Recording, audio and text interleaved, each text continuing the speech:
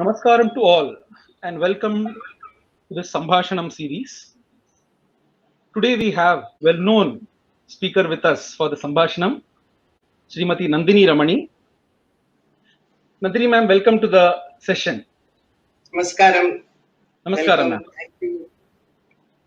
Srimati Nandini Ramani is a veteran Bharatanatyam exponent, teacher, scholar, critic, director of Sanskrit plays and arts administrator. She is the daughter of none other than the great scholar Dr. V. Raghavan and the disciple of the legendary T. Balasaraswati and Sri K. Ganeshan. She has also studied Carnatic music under B. Krishnamurti and P. Mukta and has performed at various venues in India and abroad and also conducted workshops and lecture demonstrations on various topics. She's also held various positions in notable institutions and bodies that promote fine arts. She's currently the managing trustee of the Dr. V. Raghavan Center for Performing Arts. She's also received various awards and recognition, notable among them being the Halaimamani Award from the Government of Tamil Nadu and the Central Sangeet Natak Academy Award. Ma'am, once again, I'm extremely happy to have you for this Sambhashanam session. Once again, welcome to the session. Thank you, Subramaniam. It's a pleasure, talking to you and interacting in this session. Thanks, ma'am. Thank you. Ma'am, as I described in the introduction, you have the influence of two great personalities in your life. Dr. V. Raghavan on one side and T. Balasaraswati on the other side. So let's start maybe with Dr. V. Raghavan, your own father. So in the growing up years, so as you grew up in the household and then how you looked at him and later on, as you were also growing up, how did you see him? All the different dimensions of Dr. V. Raghavan, we would definitely like to know that from you.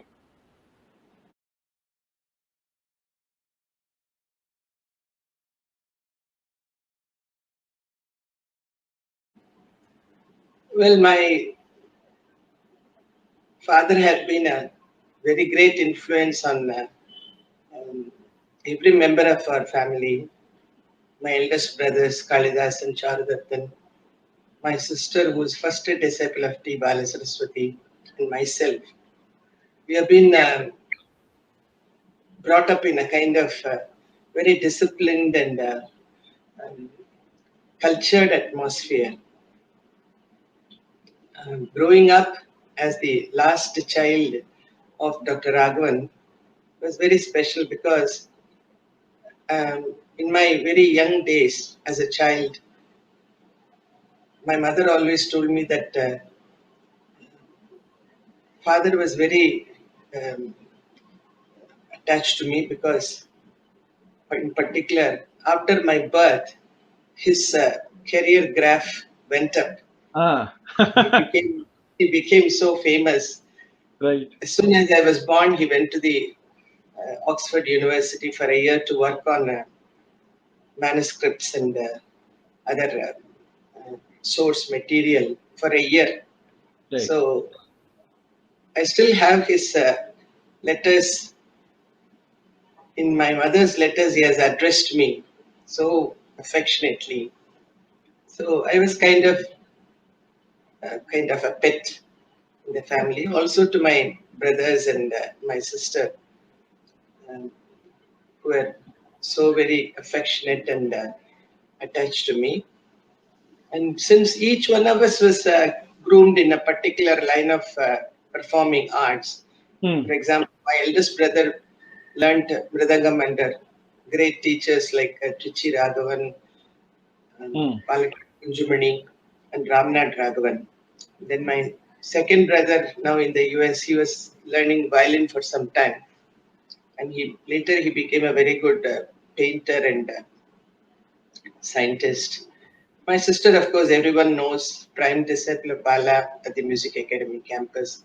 And I joined her and followed her in 1955 to learn there. So our life was full of, what can I say, very scholarly and artistic background. And father was a very strict disciplinarian. And that doesn't mean he was always scolding us or, just one look he would give. And then we knew that something we are doing is not up to his expectation. Right. But with me in my childhood, I know that he was very lenient to me, being the last child. He did not exercise much of his firm control.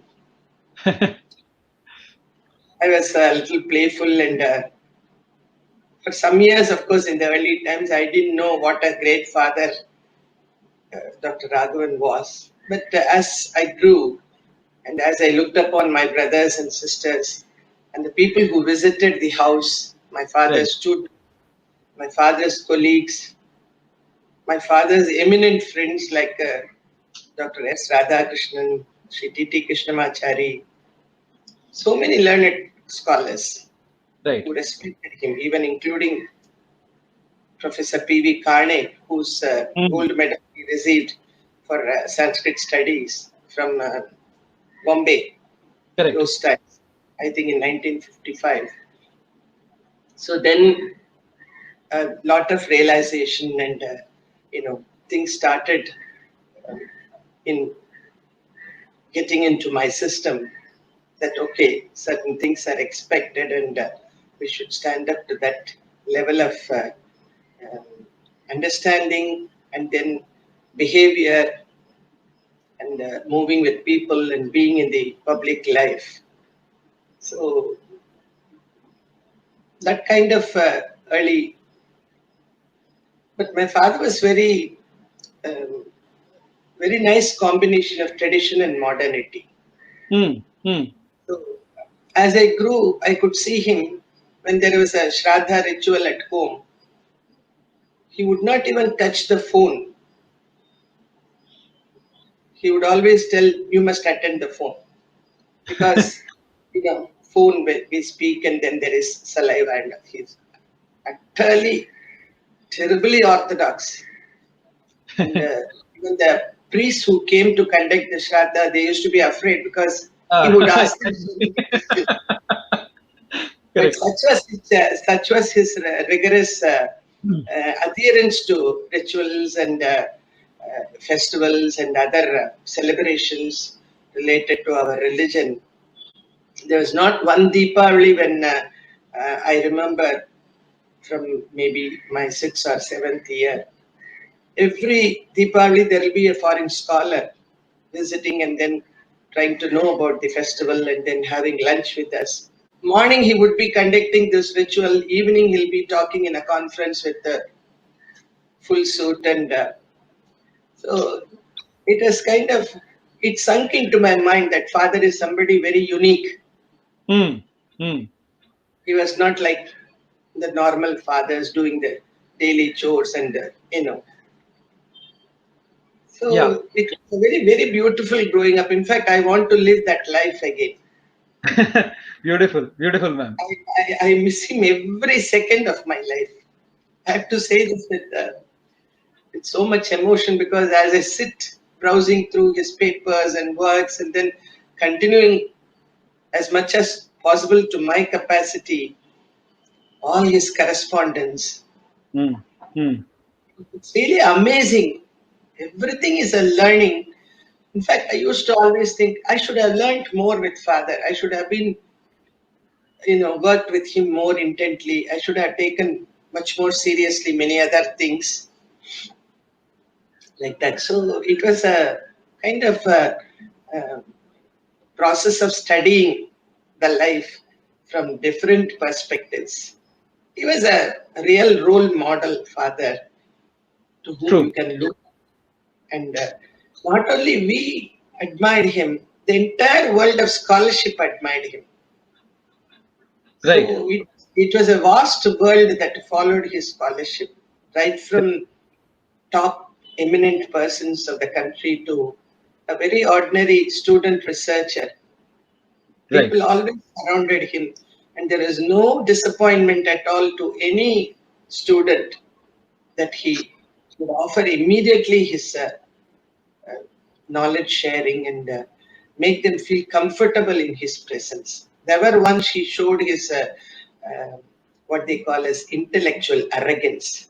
Ah, People thought he was very stiff and very firm.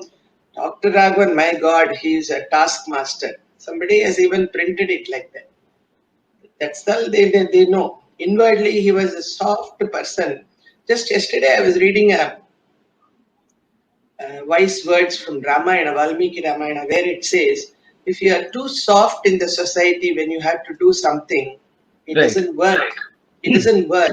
You have to be stiff and tough with the outwardly world. Only then you can establish the proper. That was his attitude.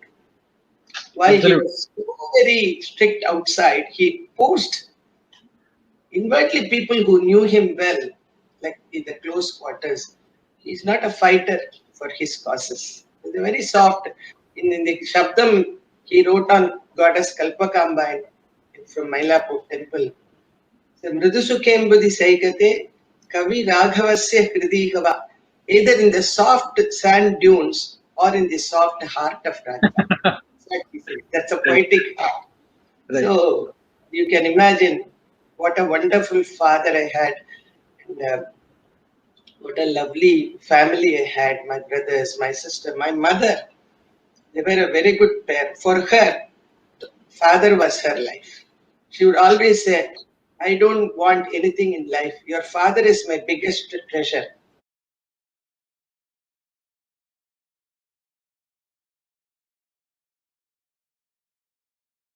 Ah, And both the couple, they never aspired for money or assets. People will be surprised. He did not even own a house till his last. He never believed in owning anything. His knowledge was his only asset. And he always cared so much for his books. He had a library of 15,000 books. wow. So it was a very unique family, I should say. And when I was in teens, I really enjoyed my life because December was a month to look forward to. Right. I should say that the music academy was my second home because Balasaraswati's class was there. Ah, I knew every stone and every sand dune of music academy right from when the building was not there. So we literally played and grew up there. So December was a month we always looked up to with so much eagerness. In fact, with my sister, we used to even arrange the dresses for which concert, which dress. We had not accumulate so much because my father never believed in the Dambiga and the Padada. We all had very nice dresses. We used to allot MS concert, okay, we'll have this nice patapavadai. So it was yeah. wonderful, and he will always send a letter to the school, our school where we studied. He respected our school and our schooling system. He wanted very much in the Hindu fashion. So we went to the school called the Sir P.S. Lady Shivaswami Air Girls High School in Mailam, which Okay. was another temple of learning. So we had a lot of opportunities there, and he was very happy because Sir P.S. Shivaswamy was also known to my father, and they interacted on several occasions. The Madras Sanskrit College was there, the center of Ah, activity where he met with all these people. So Lady Shivaswamy school provided the right atmosphere for us. So he used to send a letter on the day previous to the Music Academy inauguration to the headmistress saying that both my daughters may be sent early today because the function starts at 4:30, something like that. ah. So we used to be so happy. The headmistress will send letter. Your father has sent letter. You can leave. It is very rare. So because he wanted us to listen to the chief Yeah. guest Speak. Yeah. Yeah. glorious speeches by greatest of scholars, greatest of artists, musicians, academicians, and top people Amazing. from the government side. So he said you should always listen what other people, great people speak. It is not just that the festival is starting. Every occasion in the every event in the festival is important. Right. So these were all very nice experiences. as you grow, because not many people get these opportunities. And also the Sanskrit drama rehearsal sessions. Each play used to be for 6-7 months of rehearsals. Great people joined in, like Pandit scholars, real Vidwans, college professors, people from various walks of life who were attracted because of the language and its glory. So my Right. father could assemble everybody. He will just call, I think you should do that role, come. They will come and join. Right. So these rehearsal sessions, really, all of us have to sit. In fact, when I was not acting, I remember I used to, by listening, I was memorizing all the dialogues, who would say when. Right. So, and Right. those trips to Delhi, Bhopal, Ujjain, all these stage productions, Ujjain especially. Of course, I acted when I was 9 years old in Shakuntalam in Ujjain, and we won the Swarnakalasha prize also. My sister was Shakuntala, and I was Sarvadamana then. So those are all very, very memorable. The train travel, everything was so educated. You could interact with all, very nice, educated people and cultured background. And Right. those visits to the temple. Later Mm. years, every Tuesday or Friday, he had a great devotion for goddess Durga. So we used to go and perform Archana. He would choose only the night time. Acha. So myself and my second brother, elder brother, we used to accompany him. That was a very nice, calm, and serene experience. Every week we used to enjoy that. And he took us on many trips to temples and, main thing, another feature that I always noticed and always that impressed me was his attachment to his brothers and sisters. Mm. My Mm. father's two sisters, both of them were very learned, Mm. especially the elder Atte Shivakamu and the second Atte Lakshmi. Lakshmi was a very good short story writer, and Okay. Shivakamu Atte was very well versed, just like my father in Sanskrit. She could recite and remember so many shlokas and so many texts, and they were all very, what can I say, very mature and highly spiritual. And when you talk to them, the sentences are not filled with so many words, just one or two answers, that's all. But you can see how it really impacted us. My father had a great attachment to his brothers and these two sisters, and he maintained it till the last. He was born in Tiruvarur, the great holy town of Sri Right. Tyageshwar, and where the Trinity was. He was very, very proud of that, and he was very happy about that. And up to his schooling, he did in Boda, his school there. When I was writing the biography for Sahitya Academy on Dr. Raghavan, I even learnt more looking at the old papers, and we all knew that our father's childhood was very difficult, but Mm. never ever once, like, even I say, oh, this is very difficult. I say sometimes. Then I think, did Appa ever say anything was difficult? No. If you see his bunch of old uh, pocket books, just last week I was binding them all to, for showcasing in a kind of archival stuff. Right.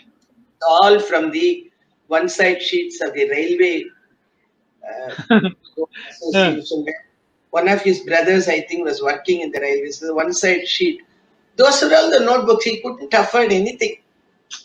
And sitting in the presidency college, he says, this is notes for this. The entire book, almost of a Western scholar, he has copied because there is no money to buy a book or, you know. In fact, my atte once said, and I almost cried. She said, Raghavan always wrote articles and short stories, even in his college days, to several magazines which were running there those times. And he used to get small money. So my aunt once told, because after my father came, one by one, everybody came here. right. He said, why don't you buy one more dhoti for yourself?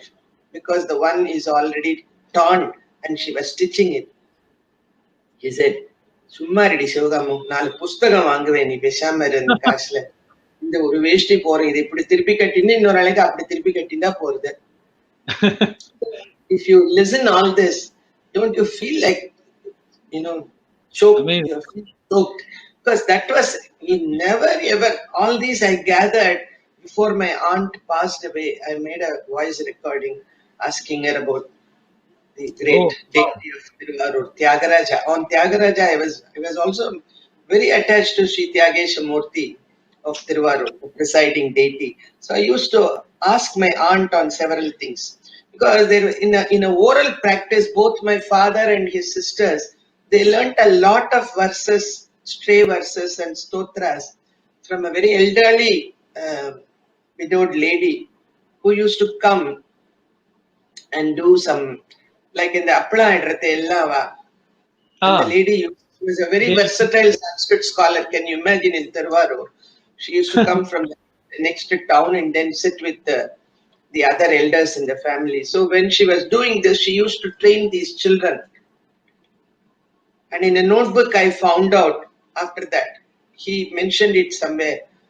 And this was confirmed by my aunt, Shivakamu. She said when he was 9, and I think my aunt Shivakamu was 7 or 6 something, he took her to the Kamalalaya tank. They both stood there doing this namaskaram to the Gopuram. From here, he said, Shivakamu, recite what I am saying. And he started a shloka called Bho Lokaha Bhajata something. It starts. I found that shloka, and it is included in the 3rd volume of Kavikokila Manjari, which I have brought out, containing the entire most of the verse collection of my father, sung by Srimati V. Sumitra. So that was a creative and fertile mind. He had no complaints about life, whether he had money or food or clothing. It did not matter. So how would a child think of such a father? True. Height of nobility and generosity, sharing of knowledge. The way he had interacted with foreign students, any scholar who came, Indian scholar from south or the north, or from any nook of the globe, nobody would have missed Dr. Raghavan's touch. And after I got married, it was much more closer. I felt because father could never, just like a normal fathers in some families where you can go and hug and daddy, appa, there's nothing. Right. There is always a kind of distance, and I wouldn't say orthodoxy, that kind of principled old timer. Right. So later on, when I was married, I could sense that thing relaxed a bit. And when my daughter was born, Sushma was born, it was much more even beautiful, because for the sake of the child, we used to interact a lot. And then I was performing along with him in his lectures. Those were all very beautiful moments. He tried to put me in several platforms, and he chose compositions which I can learn with Bala, and special demonstrations which I did on Dikshitar composition. Some very rare things I had done with him. And also he incorporated me in works like the, not a monograph, it's a little bit bigger than monograph, on Sri Muthuswami Dikshitar, long back brought out by the NCPA. In all these works, he involved me. And the way he used to come and watch my music classes, my guru was Professor B. Krishnamurthy. So he used to come. Actually, our Guru B.K. Sir was almost a part of our family. He was like an elder son to my father. So he used to come during the afternoon session, and then he would sit, and they used to start discussing a Dikshita Kriti, and it would become an academic session. நம்ம சொல்லுவோம் இல்லையா, அப்பா அம்மாவை நம்மளால select பண்ண முடியாது, பகவான் பூர்வ புண்ணியம் இருந்ததா, அது எனக்கு கிடையாது. இதுக்கு மேல என்ன சொல்ல முடியும்? 2 பேரு வெரி டிஃபிகல்ட் அண்ட் டால் ஜெயண்ட்ஸ்க்கு நடுப்புற ஒண்ணு அப்பா இன்னொன்னு பாலா. அது இருந்ததுனால அந்த ஷேடோலயே ரொம்ப வருஷம் இருந்துட்டோம். அதை மீறி வரதுக்கெல்லாம் தைரியம் கிடையாது. அந்த அளவுக்கு நமக்கு ஒரு கெப்பாசிட்டியும் கிடையாது. அவ எப்படின்னா அவ ராமராவண யுத்தம் ராமராவண யுத்தியம் அது மாதிரி அதுக்கு அது சமன்னு சொல்லுவா இல்லையா? ஆமா ஆமா. அது மாதிரி அவளுக்கு மிஞ்சி இன்னொருத்தர கம்பேரிசனே கொண்டு முடியாதுங்க. 2 பேரும் அவ்வளவு ஒரு ஜெயண்ட் ஆஃப் அ பீப்புள். அதனால அந்த இதுலயே இருந்திருந்து ஆனா அந்த ஃபுட் ஸ்டெப்ஸ்ல நம்ம வளர்ந்ததுனால நம்ம எவ்வளவு கத்துண்டோம். நிறைய பேரை விட எனக்கு ஆப்பர்ச்சுனிட்டிஸ் நல்லா இருந்தது அதுல இன்னும் ஒன்னே எனக்கு அப்பாட்ட நான் ஒன்னேன்னு சொன்னேன். எனக்கு கல்யாணத்துக்கு பாக்குறது அப்பாட்ட சொன்னேன், அப்பா நீங்க இங்கேயே பாருப்பா, வெளியில பாக்காத. அது ஒரு ரிக்வெஸ்ட் தான் நான் சொன்னேன் எங்க அப்பாட்ட. ஒரே வரன் வந்தது, அந்த வரன் இங்கே இருந்தது, சௌக்கியமா போச்சு கண்ணெதிர்க்க. அதனால நான் தான் ஆரம்பத்திலேருந்து கடைசி வரைக்கும் அப்பாவோட கூட ஒரு நாள் விடாம, அதேதான் பாலாவோடையும். அந்த பெரிய ஒரு இதனால இந்த வார்த்தையை நான் சொன்னேன்னு எனக்கு இப்ப கூட நினைச்சு பார்த்தா தெரியல. நான் அப்பாட்ட கேட்டது அது ஒண்ணுதான்.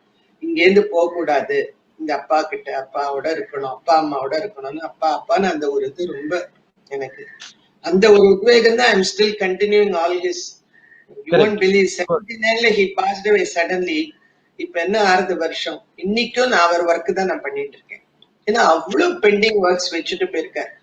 எடுத்தா இன்னைக்கு ஹனுமார் வால்பாளை அந்த மாதிரி போறது. அப்புறம் அவரே லிஸ்ட் பண்ணியிருக்காரு. Is a very methodical person. சின்ன சின்ன விஷயங்களை கூட சின்ன சின்ன ஸ்லிப்ஸ்ல எழுதி எழுதி எழுதி எழுதி போட்டு வச்சுப்பாரு. அப்புறம் சரஸ்வதி பூஜைக்கு every year he used to make a list of what all he is doing, what are all finished works, what he is going to take up, what are the lectures he has finished and what are the lectures awaiting him to be delivered. Amazing. Encyclopedic வால்யூம்ஸ்ல எதெல்லாம் அதை போட்டு இந்த பண்ண close ஃப்ரெண்ட்ஸ்க்கு எல்லாம் அனுப்புவார் இந்த காப்பியை. இதெல்லாம் நடந்துட்டு இருக்கு அப்படின்னு. அந்த மாதிரி ஒரு மெத்தாடிக்கல் பர்சன் பார்க்க கீழே உட்காந்து கொஞ்சம் லேட்டர் ஸ்டேஜ்ல எல்லாம் மாடிக்கு போய் மாடியில தான் எல்லா புஸ்தகமும் இருக்கும், நிறைய கீழேயும் இருக்கும். புஸ்தகத்துக்கு நடுப்புறதான் நாங்க எல்லாம் தூங்குவோம். அங்கதான் அந்த நாள்ல எல்லாம் ரூம் எல்லாம் கிடையாது. இந்த ஹால்லயே எல்லாரும் வருவா, ராத்திரி அந்த ஹால்லயே நாங்க எல்லாம் தூங்குவோம். அந்த மாதிரி பெரிய வீடு. அப்ப கீழேந்து சொல்லுவார், இந்த மாடியில இந்த ரைட் சைடு கையில போனாக்கா அந்த பக்கம் ஒரு 3வது அலை மாதிரி இருக்கு பாரு, இப்படி திறக்குமே, அதுல 8வது ரோல ஓரத்துல பாரு, இந்த பக்கத்துல இருந்து பாத்துன்பா அப்படின்பார். அந்த புஸ்தகம் ஏதோ ஒரு வியஞ்சனத்தை பத்தியோ ஏதோ ஒரு டாபிக் கொண்டு சொல்ல, அது எப்படி இருக்குமா அப்படின்னு பார்க்க போனா இருக்கும். நடமாடும் பல்கலைக்கழகம்னு தமிழ்ல சொல்றோம். அதுக்கு மேல ஏதாவது ஒண்ணு இனிமே அந்த மாதிரி ஒரு பத்திர பார்க்கவே முடியாது. அந்த கைண்ட் ஆஃப் ஸ்காலர்ஷிப்பே கிடையாது. Any scholar, if he starts researching into any topic of music or Sanskrit, you'll invariably come across so many articles of his on that. As you said, my surprise is till today he was always wanting the future generation to take up divergent views from his works. Till today there are people, youngsters, working in his writings, in theater, in music, just like I don't know, you're also a young man, your age or much younger age also, people have always said, madam avara paakama nanga poitame. Exactly. Seen him, ayo what a great personality. I said there are people, youngsters, who buy all his books just for knowing him as in his holistic approach. Yes. Yourself also, and then people from Bangalore, North especially, they are so interested in his plays, Sanskrit plays, right? Editions of plays. So his work was something monumental. True. No, காலத்தால அழியாததும் பல அது doctor ஆகும்.